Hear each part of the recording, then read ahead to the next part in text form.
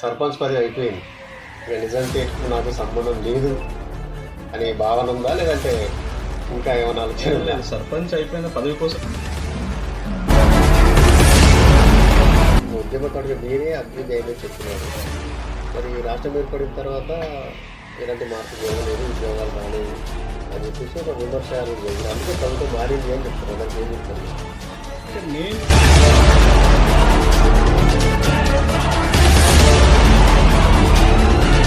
ఆర్గానిక్గా అప్డేట్ చేస్తుంది. రానున్నాం ఎంపీ కావచ్చు, జెడ్పీసీ కావచ్చు, ఎంపీటీసీ కావచ్చు, సర్పంచ్ కావచ్చు, ఈ 6 గంటల ప్రభావం ఈ గ్రామాల మీద పడబోతుందా, ఈ ఎన్నికల మీద పడబోతుందా?